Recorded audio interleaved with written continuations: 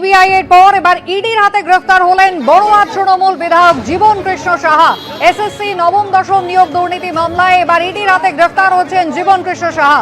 2023 সালের ঘটনা আপনাদের সকলেরই মনে থাকবে। চরম একটা নাটকীয় পরিস্থিতি তৈরি হচ্ছিল।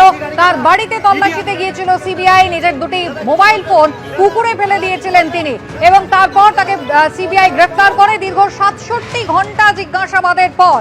আর আজ সকালে ইডি আধিকারিকরা তার বড়ুয়ার বাড়িতে পৌঁছলেন।